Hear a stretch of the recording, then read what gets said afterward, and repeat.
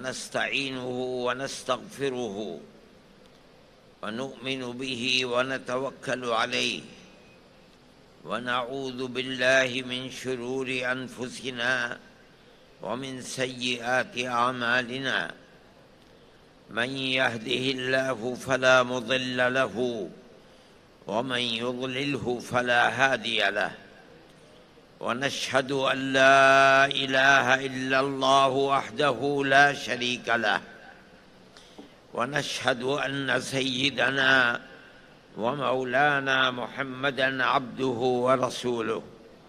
علماء کرام، شہر کی مقتدر شخصیتیں، اس جلسے میں شریک ہونے والی، خاص طور پر صوبہ مہاراشٹر کے جمعیت کے ورکر اور دور دراز سے آئے ہوئے جمعیت علماء کی جنرل باڈی کے ممبران، جمعیت علماء کی جنرل باڈی کا اجلاس 2 دن سے چل رہا تھا۔ ملک کے مختلف حالات، عالم عرب کے حالات، یوکرین کے جنگ کے اندر پیدا ہونے والی صورت، ان تمام چیزوں کے اوپر سیر حاصل، بحث کی گئی، تجاویز کو پاس کیا گیا۔ جمعیت علماء ہند کوئی سیاسی پارٹی نہیں ہے۔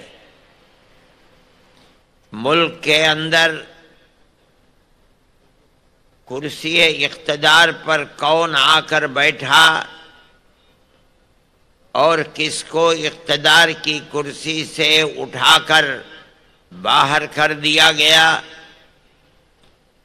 جمعیت علماء ہند کو اس سے کوئی تعلق نہیں ہوتا۔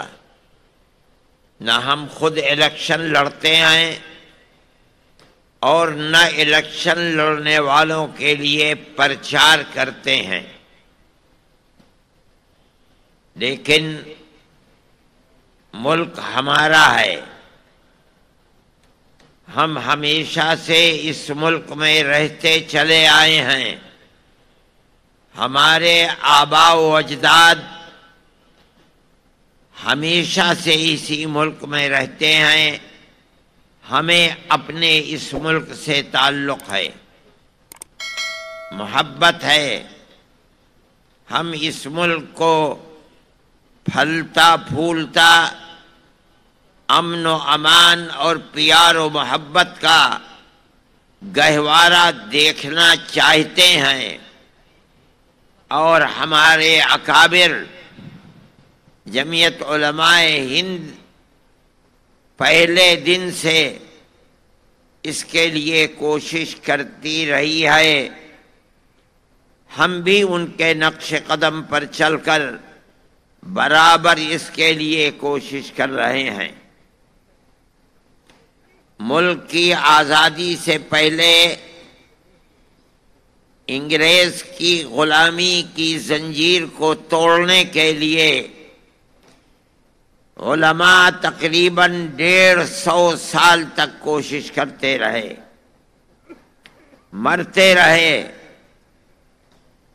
پھانسی کے پھندے اپنے گلوں کے اندر ڈلواتے رہے، لیکن 150 سال تک ان کی ہمت اور جرأت برابر اپنی جگہ کے اوپر قائم رہی۔ ایک کے بعد دوسرا، دوسرے کے بعد تیسرا، تیسرے کے بعد چوتھا، برابر معرکہ قائم کرتے رہے، میدان میں لڑتے رہے، مرتے رہے، مارتے رہے۔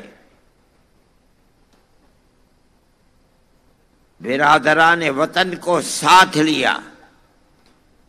جب بالکل ابتدا میں 1803 سے علماء نے مدرسوں کو چھوڑ کر میدان میں آ کر انگریز کے حکومت ایسٹ انڈیا کمپنی کی مخالفت کی تھی، وہ دور بہت سخت دور تھا۔ تنہا میدان کے اندر صرف اور صرف علماء تھے جنہوں نے اعلان کیا کہ انگریز کی غلامی حرام ہے۔ لیکن سن 1831 میں جب بالا کوٹ کے میدان میں شکست کا سامنا ہوا تو انہوں نے برادران وطن کو ساتھ لیا، ان کے اندر ملک کو آزاد کرانے کا شعور پیدا کیا، یہاں تک کہ 1857 کا معرکہ ہوا جس میں ہندو اور مسلمان دونوں شریک تھے، وہاں بھی شکست ہوئی۔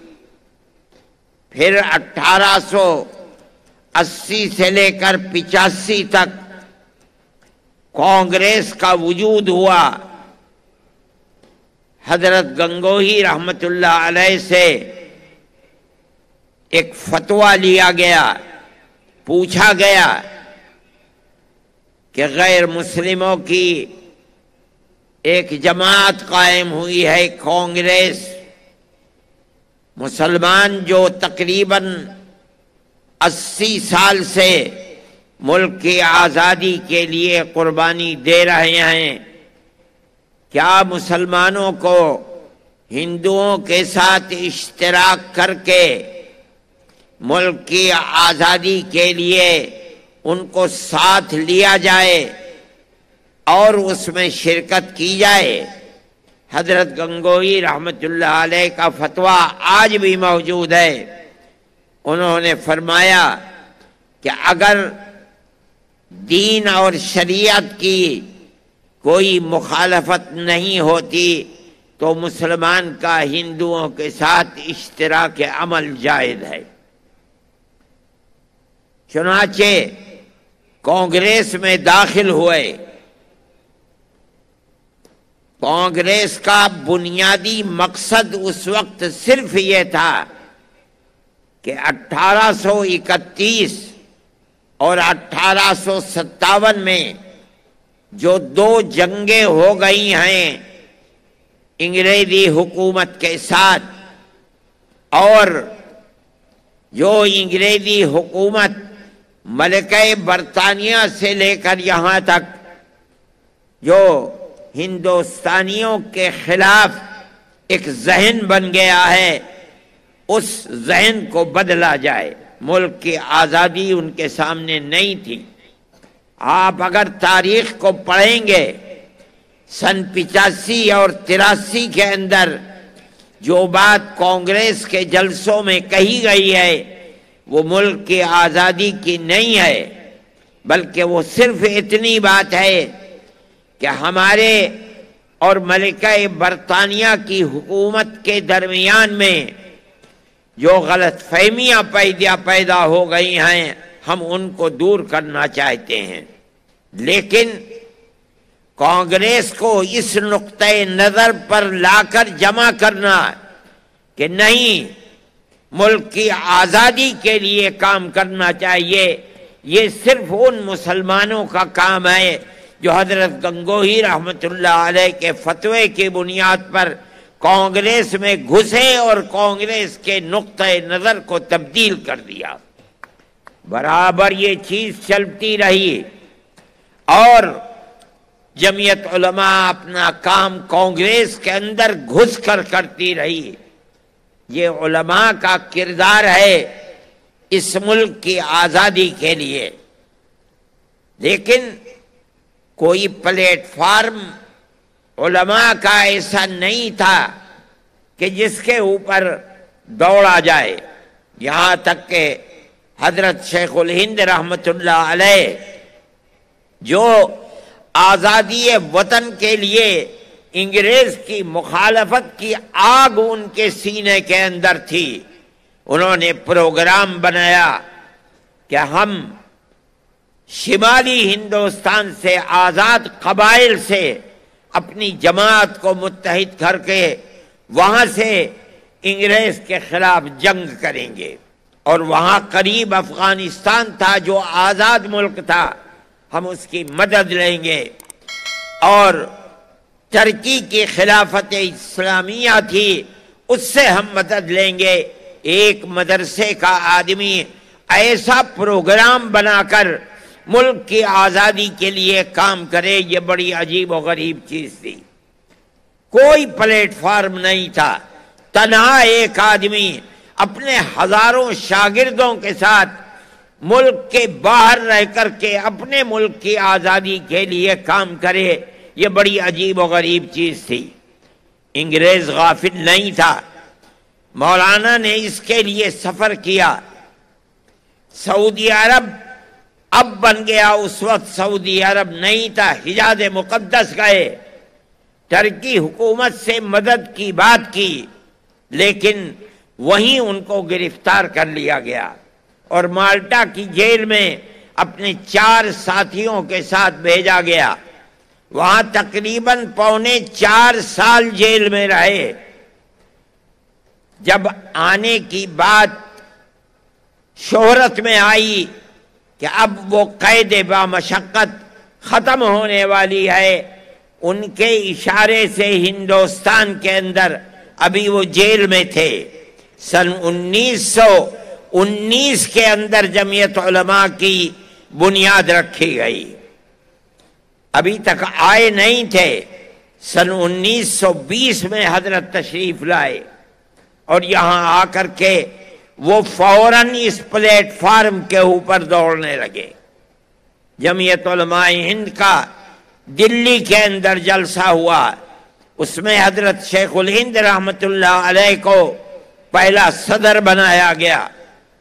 ان کے دل کے اندر ایسی آگ تھی انگریز کی مخالفت کی، جس نے اس ملک کے سب بسنے والوں کو غلام بنا لیا تھا، کہ اس آگ کے تھمنے کا نام نہیں تھا۔ وہ برابر لڑتے رہے یہاں تک کہ اس دنیا سے چلے گئے۔ ان کے بعد ان کے شاگردوں نے جمعیت علماء کو اٹھایا اور وہ انتہائی قوت کے ساتھ میدان کے اندر اترے، جیل جاتے رہے۔ مولانا مفتی کفایت اللہ صاحب ان کے شاگرد تھے، مولانا مدنی ان کے شاگرد تھے، مولانا احمد علی لاہوری ان کے شاگرد تھے۔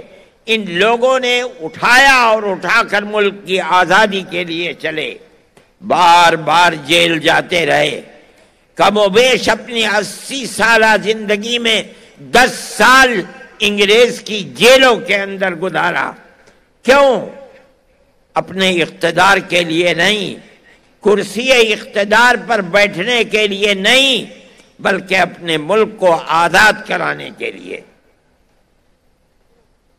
جیسے جیسے ملک کی آزادی قریب آتی تھی اور یہ معلوم ہوتا تھا کہ انگریز بھارت کی سرزمین کے اوپر نہیں رہ پائے گا، ویسے ہی ویسے وہ کانگریس کے لیڈر مہاتما گاندھی، موتی لال نہرو، جواہر لال نہرو،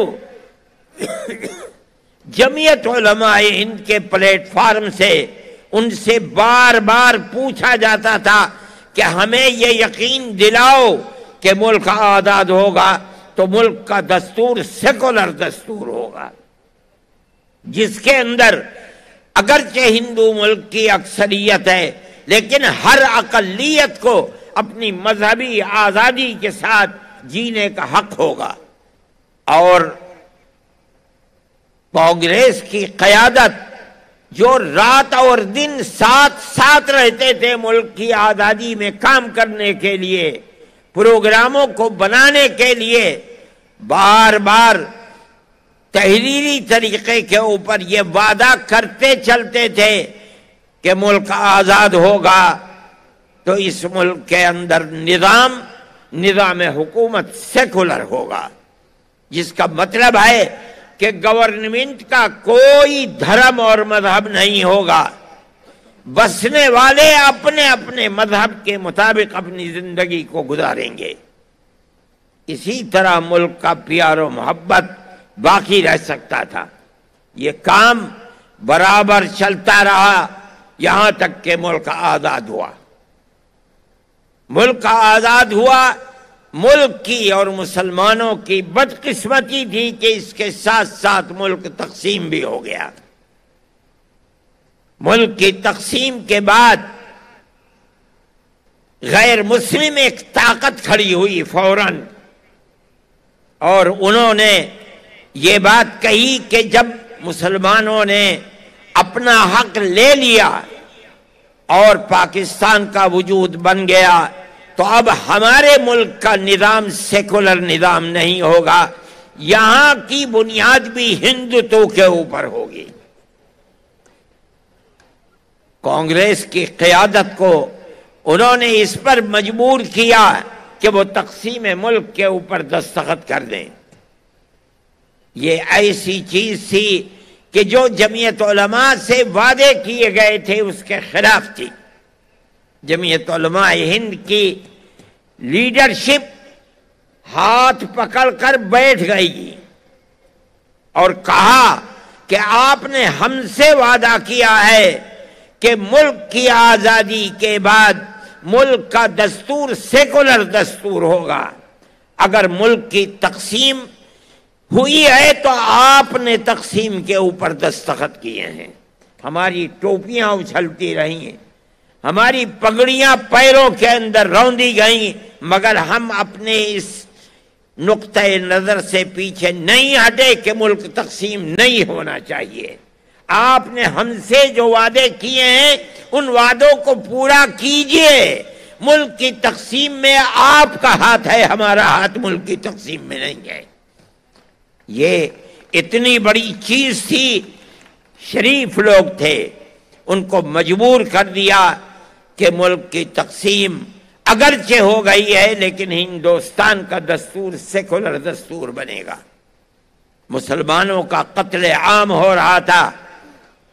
سب سے پہلی چیز جس نے ملک کو نقصان پہنچایا ہے اور فرقہ پرستی کی لعنت بڑھی ہے وہ گاندھی جی کا قتل تھا۔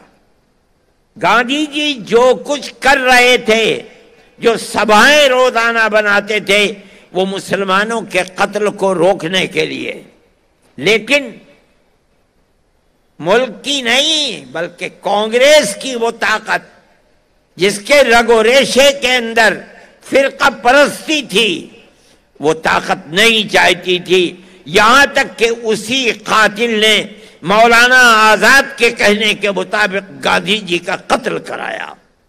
گاندھی جی کا قتل در حقیقت سیکولرزم کا قتل تھا۔ اس کے بعد سے ملک کے حالات بدلنے شروع ہوئے، فرقہ پرستی بڑھنے لگی اور ایسی بڑھنے لگی کہ آپ اور میں جانتے ہیں کہ سن 47 کے کچھ ہی دنوں کے بعد فسادات کا سلسلہ شروع ہوا۔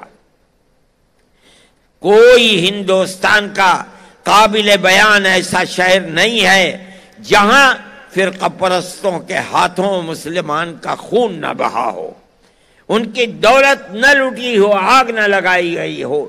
یہ سب کیا ہو رہا تھا؟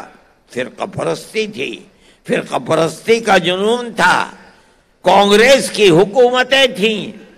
ہم کہا کرتے تھے، جمعیت علماء کہتی تھی کہ اس فرقہ پرستی کی آگ کو بجھاؤ، اگر نہیں بجھاؤ گے تو کسی دن یہ تم کو بھی جلا ڈالے گی۔ ہماری اس بات کو قبول نہیں کیا جاتا تھا۔ جمعیت علماء نے تحریکیں چلائیں، جیل بھرو تحریک چلائی۔ کیوں چلائی؟ تاکہ ملک سیکولر ملک رہے اور یہاں سیکولرزم باقی رہے، اگر نہ رہے گا تو یہ ملک تباہ ہو جائے گا۔ ہماری اس بات کو نہیں سنا گیا۔ کانگریس کی پالیسی لچکدار پالیسی رہی۔ ہم کہتے تھے کہ نکیل ڈالو، مگر نکیل نہیں ڈالی گئی، فرقہ پرستی بڑھتی رہی۔ ہم کہتے تھے کہ آج ہمارا خون پی رہے ہیں، کل کو تمہارا بھی خون پیئیں گے، ہماری اس بات کو قبول نہیں کیا گیا۔ نتیجہ یہ آیا کہ ملک میں کانگریس کا اقتدار ختم ہو گیا۔ اسی لچکدار پالیسی کی بنیاد پر ملک کا کیا حال ہے؟ 8-10 سال ہیں، ملک کی تاریخ نہیں تھی کہ کبھی ہندو مسلم تفریق کی بنیاد پر الیکشن لڑا گیا ہو، مگر آج الیکشن اول سے لے کر آخر تک صرف مسلمان سے نفرت نفرت نفرت کی بنیاد پر لڑا جا رہا ہے۔ کیا ہوا کرناٹک کے الیکشن کے اندر؟ ہر آدمی نہیں، میں کہتا ہوں ملک کا اقتدار اعلیٰ اوپر سے لے کر نیچے تک اپنی تقریروں کے اندر کہتا ہے کہ ہمیں مسلمان کے ووٹ کی ضرورت نہیں ہے، ہم مسلمانوں کے مذہبی پرسنل لا کو بدل کر کے یکساں سول کوڈ کو لائیں گے۔ کہتے ہیں کہ ہم نے مسلمان کے ریزرویشن کو ختم کیا ہے، ہم مسلمان کو ریزرویشن نہیں دیں گے۔ علل اعلان یہ تقریریں ہوتی رہیں، دنیا نے سنا، ہم انگشت بدندہ تھے کہ اللہ کیا ہو رہا ہے۔ ہمارے بزرگوں نے جس ملک کے لیے اپنی جانوں کو قربان کیا ہے، پھانسیوں کے پھندے کے اوپر گئے ہیں، مگر اپنے اسٹینڈ سے ایک قدم پیچھے نہیں ہوئے۔ آج اسی ملک کے اندر مسلمان کو جینے کا حق نہیں دیا جا رہا ہے۔ ہم نے یہ سب کچھ دیکھا، خاموش رہے۔ کانگریس اقتدار میں نہیں ہے، مگر گاندھی فیملی آگے بڑھی۔ 2 ہی بھائی بہن، انہوں نے جن چیزوں کو اپنے مینیفیسٹو کے اندر داخل کیا، آپ غور کریں کہ ہم سے وعدے کیے گئے کہ ہم فرقہ پرست اور فساد پرور عناصر کی جماعت کے اوپر قدغن لگائیں گے، بند کریں گے اس کو۔ بجرنگ دل کے اوپر ہم قدغن لگائیں گے۔ اگر یہ تاریخ گواہ ہے اس بات کی کہ اگر یہ اسٹینڈ انہوں نے آج سے 70 سال پہلے ہندوستان کے اندر لے لیا ہوتا، اقتدار ان کے ہاتھ سے نہ جاتا، ملک برباد نہ ہوتا، تباہی نہ آتی، فقر و تنگ دستی کا بول بالا نہ ہوتا، ملک کے اندر اقتدار ان کا ہوتا جو ملک میں ہر طبقے کو چین و سکون کے ساتھ زندہ رہنے کا موقع دیتے ہیں۔ اگر ایسا نہیں ہوا، آج آ کر کے انہوں نے یہ کہا کہ ہم فرقہ پرست پارٹیوں کے اوپر قدغن لگائیں گے، بند کریں گے اور ملک کے اندر بھائی چارگی کو لے کر بڑھیں گے۔ ایک شور مچ رہا تھا کہ کانگریس نے الیکشن کے اندر اپنے مینیفیسٹو کو اندر اس کو داخل کیا کہ ہم بجرنگ دل پر پابندی لگائیں گے۔ غلطی کی، میں سمجھتا تھا کہ غلطی نہیں ہے، بلکہ اپنی غلطی کا تدارک ہے۔ جو 70 سال پہلے سے غلطی تھی، آج اس غلطی کا تدارک کیا جا رہا ہے۔ میں سمجھتا ہوں کہ وہ موقف ٹھیک تھا، اور میں سمجھتا نہیں ہوں بلکہ ہندو اور مسلمانوں نے مل کر اس موقف کی تائید کی ہے۔ ہمیں اس کا افسوس ہے کہ جمعیت علماء ہر قدم کے اوپر کانگریس سے کہتی تھی کہ بابا پیچھے ہٹو، فرقہ پرستی کو لگام لگاؤ۔ فرقہ پرستی جس طرح مسلمان کو برباد کر رہی ہے، اقلیتوں کو تباہ کر رہی ہے، اقلیتوں کی حفاظت کرو۔ نہیں مانتے تھے، کوئی جواب نہیں دیتے تھے. ہم نے جیل بھرو تحریک چلائی، ایک دفعے تو چلا دی، دوبارہ پھر چلانی چاہیے. سارے ملک سے لوگ دلی میں جمع ہو گئے جمعیت علماء کی دعوت پر. اگلے دن سے ہمیں باہر نکلنا تھا.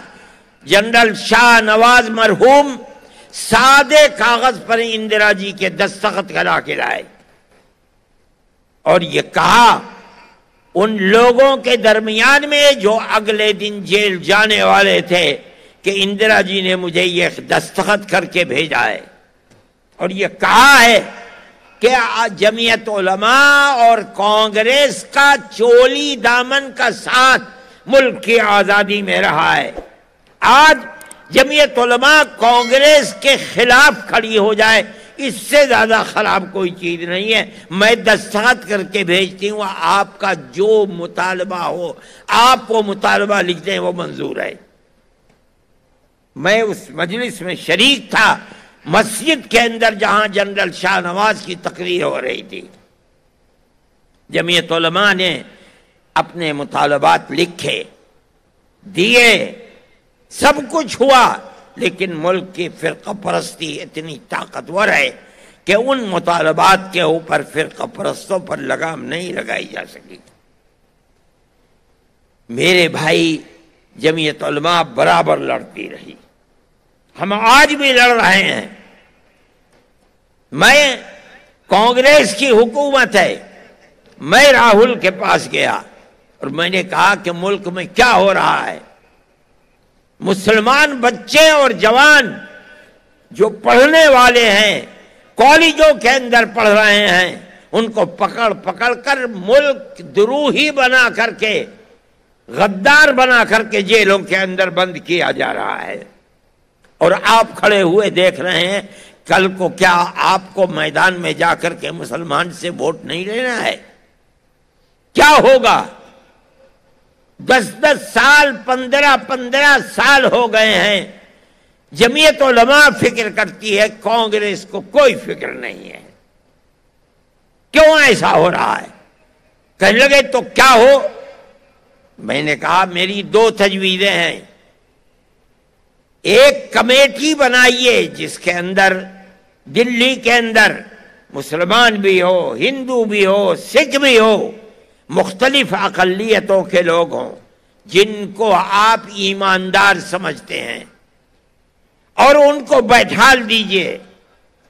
پولیس یا حکومت کی ایجنسیاں جن لوگوں کو پکڑتی ہیں کہ یہ دیش دروہی ہیں اور جو ان کا فائل تیار کرتی ہیں، قبل اس کے کہ اس فائل کی بنیاد پر آپ لوگوں کو گرفتار کریں، پہلے اس کمیٹی کو دے دیں.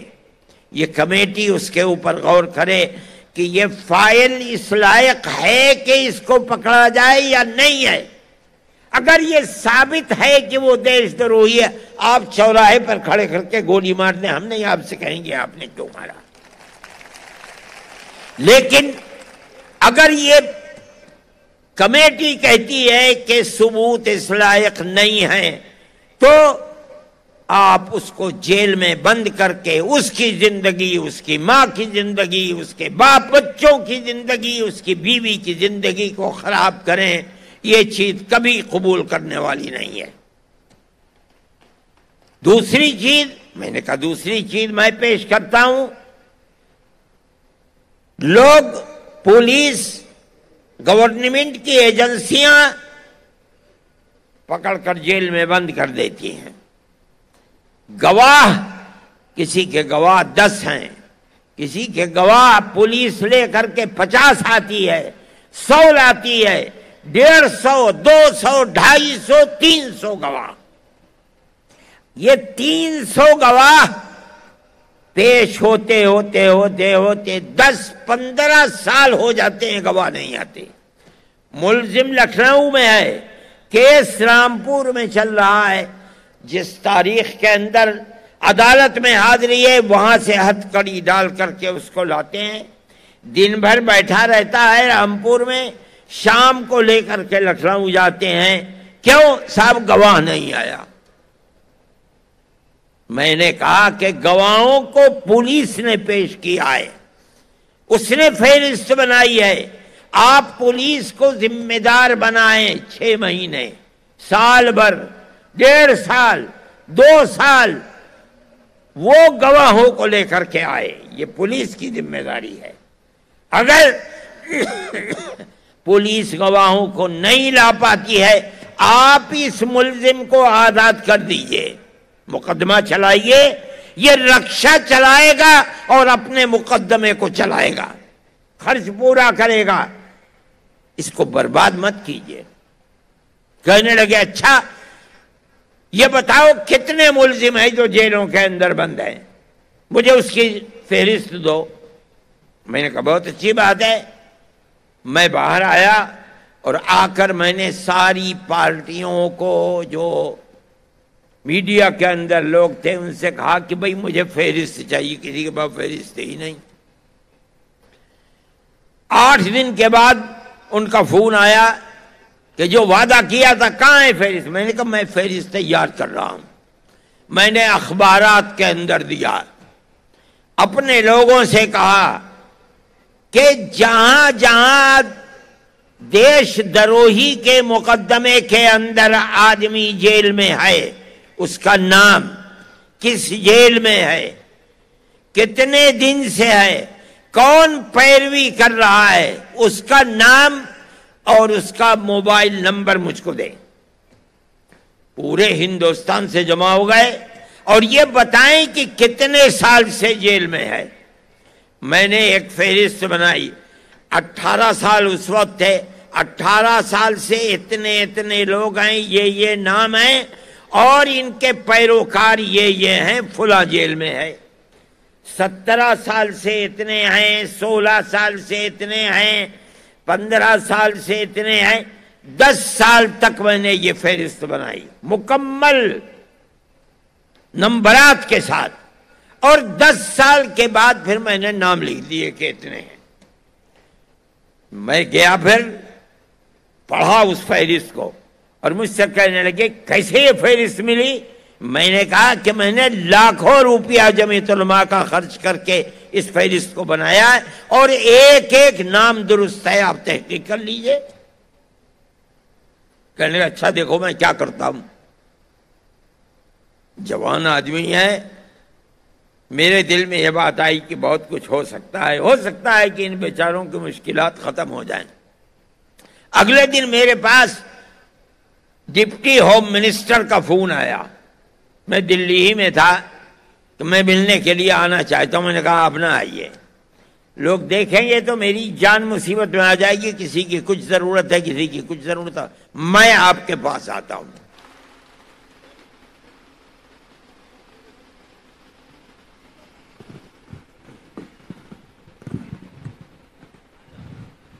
اس دیش کی بڑی شخصیت جمعیت علماء کے سب کچھ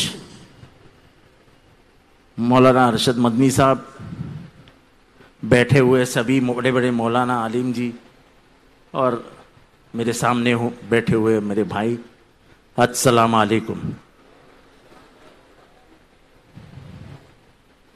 حالانکہ اتنے عالم بیٹھے ہیں، ان کے سامنے میں کیا بات کروں، پر جمعیت علماء کا رشتہ جو اس بھومی سے ہے، اس مٹی سے ہے، بھارت کبھی بھول نہیں سکتا ہے۔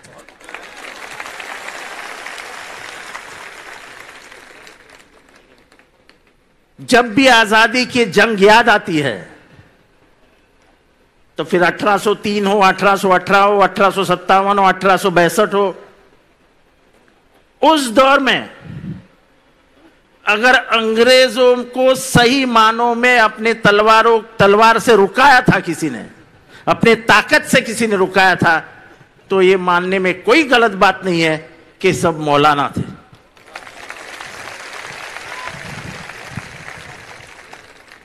اتہاس اپنی اپنی کروڑ بدلتے رہتا ہے۔ آج کا دور، میرے جو پہلے بات کر رہے تھے، بول رہے تھے کچھ، پر آپ سبھی نے یاد رکھنا چاہیے، دلی میں بیٹھا کوئی بھی ہو، مہاراشٹر میں بیٹھا کوئی بھی ہو، پر آپ لوگوں کی یہ ذمہ داری رہے گی کہ گنگا جمنی کی تہذیب اور بھائی چارہ کبھی بھی ختم نہیں ہونا چاہیے۔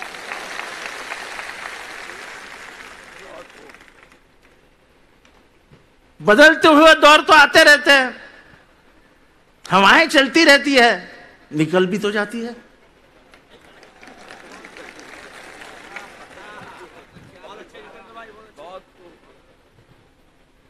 رکیں گے ذرا اور رک کے پھر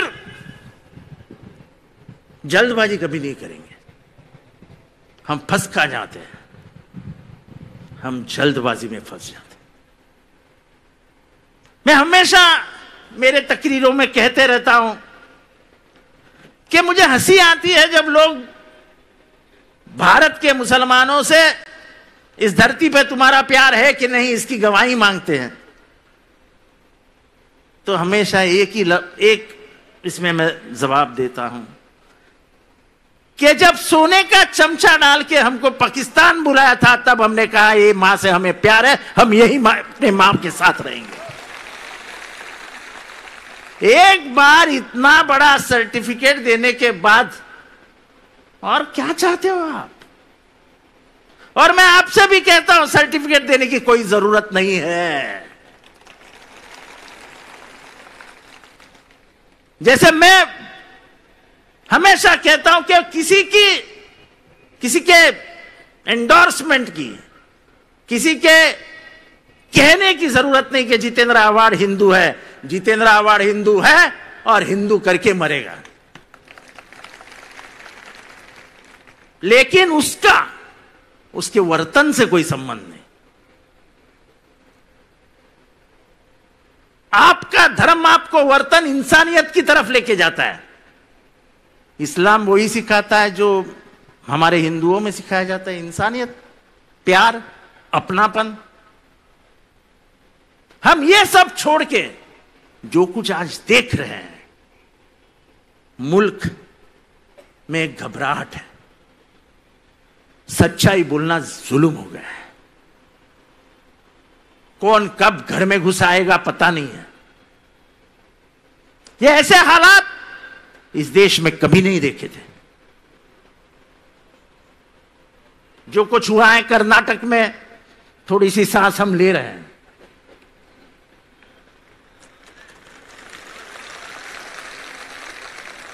اور بولنا نہیں چاہتا ہوں، لیکن آپ لوگوں کا بہت بڑا ہاتھ رہا ہے۔ تالیاں مت بجائیے، تالیاں مت بجائیے اس پہ۔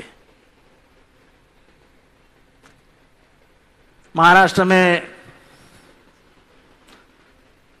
2-4 جگہوں پہ بیچ میں کچھ حادثے ہوئے، چھوٹے موٹے حادثے تھے، پر میں مہاراشٹر کے جتنے مولانا ہیں ان کو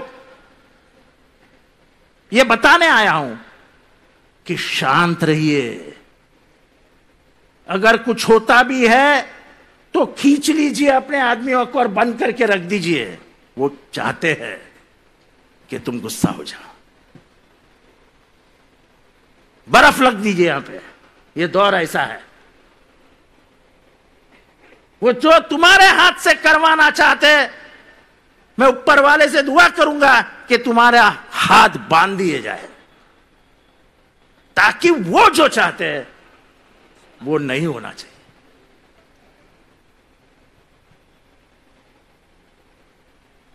پرسوں جو ناسک میں ترمبکیشور کے نزدیک ہوا، میرے گھر پہ ترمبکیشور سے میں نے سبھی میرے دوستوں کو بلایا، کیونکہ ناسک میرا جنم استھان ہے۔ میں نے ان کو پوچھا کیا ہوا؟ دلے کچھ نہیں، سالوں سالوں کی پرمپرا ہے کہ ایک جلوس نکلتا ہے اور اس میں سے 2-4 لوگ اندر جاتے ہیں، چادر پہلی پائیدان پہ رکھتے ہیں، لوبان لگاتے ہیں اور ایسا کرتے ہیں اور شکریہ ادا کرتے ہیں اس بھگوان کا جو 365 دن سے ایک گھر چلاتا ہے، بچے کو اسکول کی فی ملتی ہے، کھانا ملتا ہے، یہ ملتا ہے، وہ ملتا ہے، سب یہ بھگوان کی مہربانی ہے۔ بس اس بھگوان کا ہم شکریہ ادا کرتے، باقی کچھ نہیں ہے۔ بس بس اتنا ہی حادثہ تھا. کتنا رنگ دیا؟ 3 منٹ کے اوپر ہوا نہیں تھا. تو یہی بات ہے. میں زیادہ بات نہیں کرنا چاہتا ہوں، اور کیونکہ آپ کو حضرت کا بیان سننا ہے. لیکن امن اور شانتی کے لیے دعا کریے، ہر روز دعا کریے. اس دیش کو اب امن، شانتی، بھائی چارہ کی بہت ضرورت ہے، اور آپ کی دعائیں کام آئیں گی، ایسا مجھے وشواس ہے. خدا حافظ. جے ہند، جے مہاراشٹر، جے بھیم.